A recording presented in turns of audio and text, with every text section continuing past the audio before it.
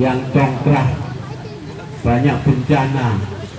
Dengan penanaman tule pada kesempatan pagi hari ini akan pulih jadi, aman sentosa, lir ing sambikala. Mugi-mugi warga ing sekitar Bedisari, Gemah Ripah, Loh Jinawi. Untuk acara pada pagi hari ini secara simbolis nanti para pemangku RW untuk menancapkan pohon tule guyuban Satrio Maheso Manggolo dan Banteng Kiprah Putra Jempoko yang telah mengaturkan sendera tari pada pagi hari ini.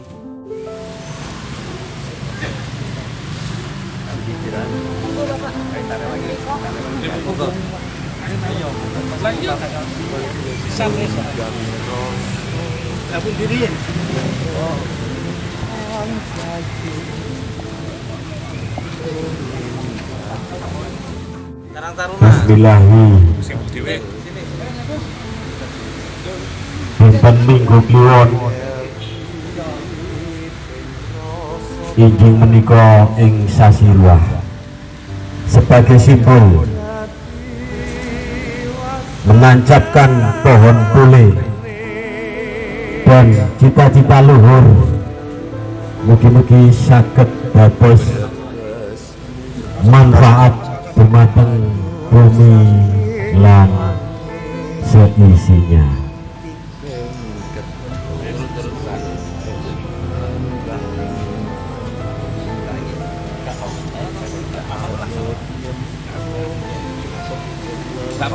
Boten usah Pak, boten usah Pak, boten nopo-nopo.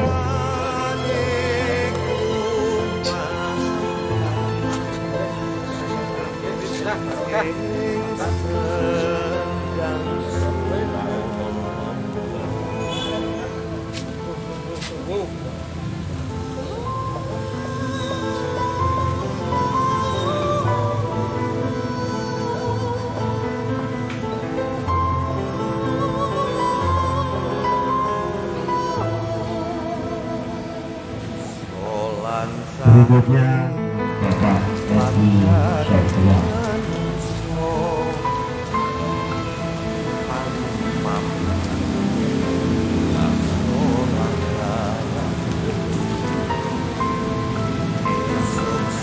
Dan juga yang sepasang lagi perwakilan dari ada di Karangtaruna untuk menancapkan secara simbolis.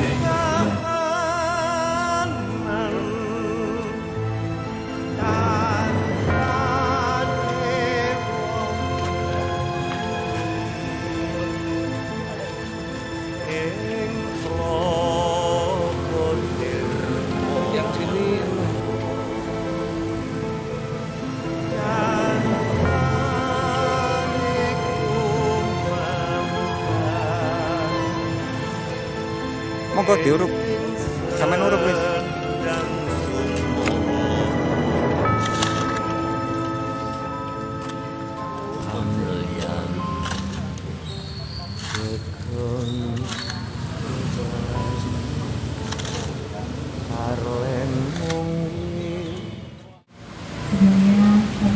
Terima kasih kepada tokoh masyarakat, Bapak RW dan jajaran dari RW Kelurahan Jatimulyo. Lalu ada bapak-bapak dari akademisi, dari stigma beserta teman-teman yang lain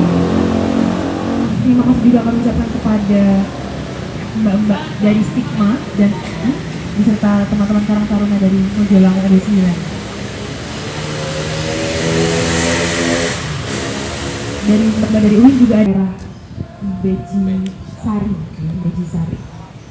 Langsung saja sebelum dimulai untuk ngobrol bareng dan jagung bareng, bisa kita mendengarkan sepatah dua kata dari perwakilan Bapak Ketua RW 09 Kelurahan Mojolangu. Kepada dia kami persilakan.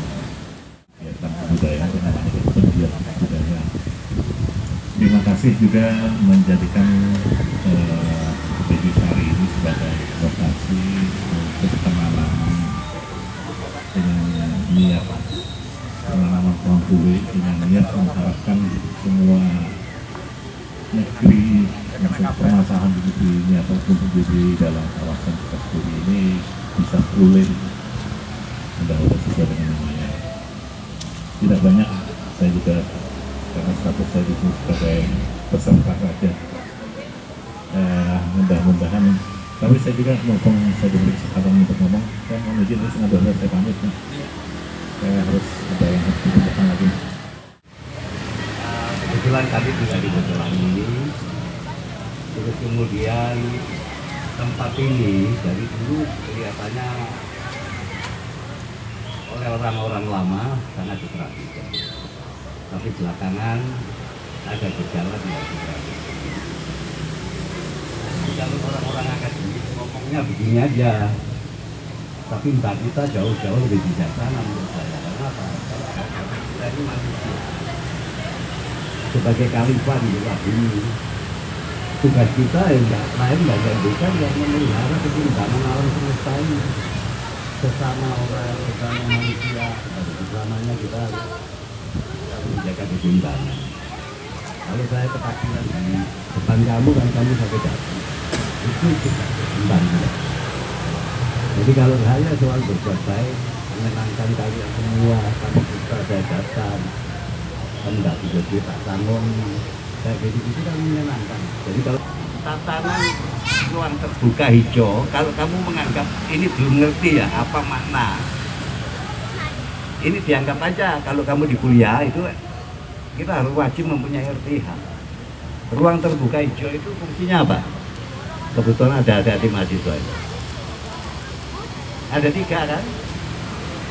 Yaitu 1, fungsi sosial. 2, apa? Ekologi. 3, estetika. Jadi fungsi sosial dengan adanya ruang terbuka ini, ada orang bisa kumpul yang tadi nggak kenal sama kamu, karena sama kamu nggak kenal, kamu jadi kenal, ya kan?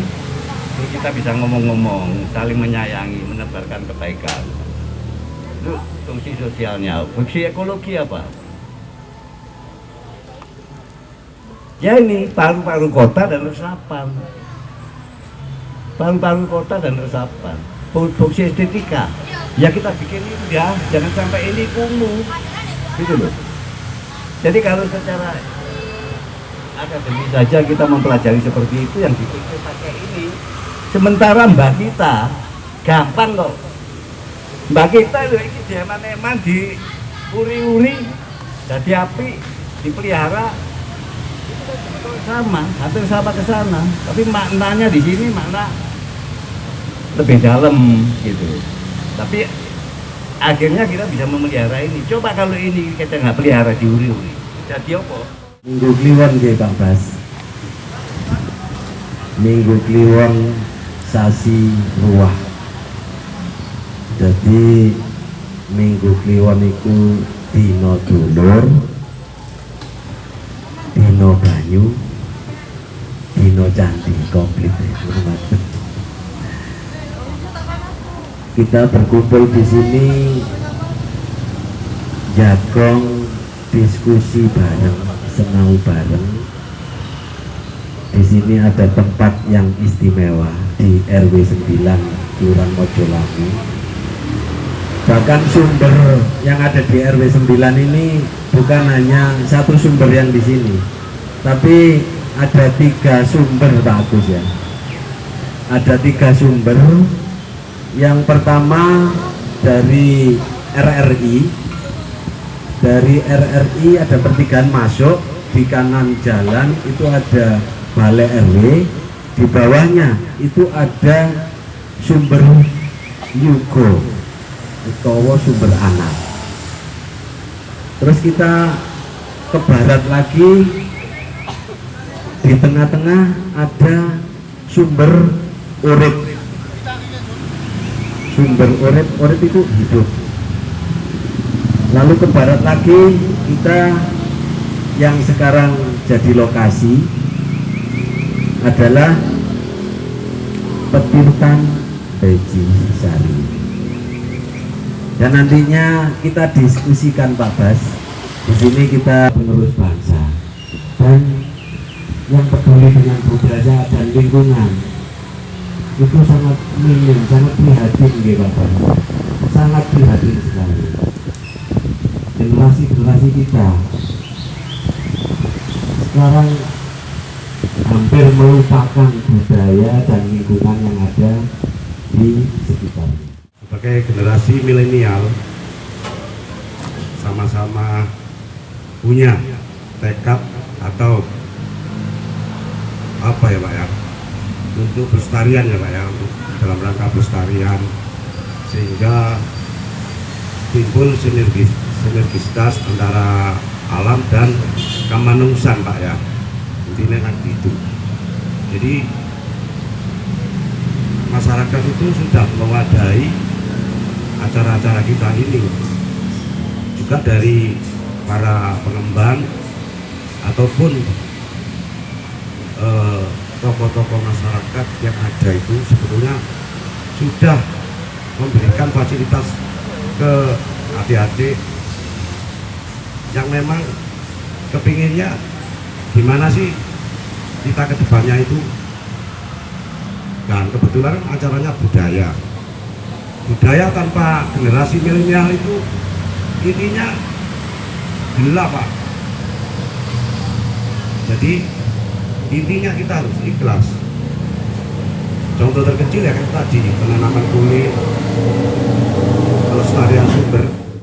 Kita yang hadir di sini untuk menjaga pelestarian budaya dan budaya Nusantara.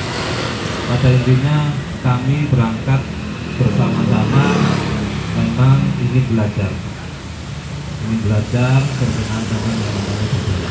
Bagaimana perilaku kita, otomatis kita mengajar pada yang namanya budaya. Sudah hampir luntur, hampir hilang perilaku yang kita lakukan di tengah masyarakat. Nah, ini untuk sampai budaya ini kita ulangi lagi, kita pelajari. Jadi kita di sini bukan membentuk satu organisasi yang berbeda, tetapi setidaknya kita ada forum diskusi, forum komunikasi, kita forum silaturahim, supaya apa, kita bertemu. Jadi ke depan saya berharap tokoh-tokoh senior, tokoh-tokoh budaya, tokoh masyarakat, tokoh agama, kami mohon. Saya sedikit mewakili dari warga Panggung Rejo. Jadi dulu itu simpang Candi Panggung namanya Panggung Rejo. Ya, jadi sebetulnya kalau saya berbicara di sini hanya sepengetahuan sekecil saya. Kalau tentang budaya, sejarah atau mungkin riwayatnya itu mungkin saya masih kalah dengan Pak Sis atau Mas Bandi, karena di sini sangat jauh lah pengetahuan tentang budaya, apalagi sejarah daerah sini. Kalau Mbak Bas jam terbangnya sudah sangat levelnya juga di atas saya, itu sudah berapa level? Iya, tingkatannya sangat jauh. Kalau saya itu mungkin buat mereka itu tidak ada apa-apanya. Saya mungkin hanya sekelas kampungan atau apa gitu ya, RW. Tapi kalau beliau-beliaunya ini waduh sudah Nusantara. Jadi saya kira saya mohon maaf nanti kalau ada hal yang mungkin keliru, ya mungkin tolong mungkin bisa diluruskan gitu ya. Mencari database dari kampung saya. Jadi mulai dari inventarisasi aset tanah dan lain-lainnya sampai dengan sejarah, kultur sejarah, riwayat sejarah, dan mungkin juga saya itu mencari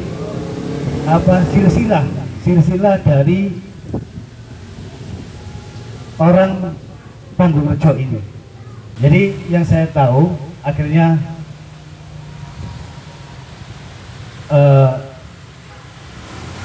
Panggung Rejo ini mungkin awalnya hanya beberapa keturunan, jadi nggak banyak, itu mungkin hanya 5-6 keturunan. Dan alhamdulillah sebetulnya bapak saya asli Panggung, ibu saya asli Panggung, mbah dari ibu dua-duanya dari Panggung, mbah dari bapak dari Panggung dan dari Dinoyo. Jadi bisa dikatakanlah 90% saya ini darahnya darah Panggung. Jadi oleh karena itu saya akhirnya berusaha untuk bisa Panggung ini paling enggak bisa lebih baik. Jadi saya menata sedikit-sedikit, terus akhirnya sampailah pada persetan atau tiga sumber yang ada di wilayah RW 9 ini. Seperti yang disebutkan oleh tadi Pak Bandi tadi, dalam riwayat memang ini di sumber ini seperti yang kita lihat itu di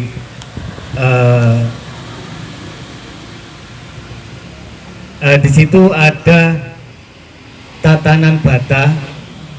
Saya sendiri kurang tahu itu peninggalan dari zaman kerajaan apa, mungkin dinasti Yang atau dinasti Ming, saya nggak tahu.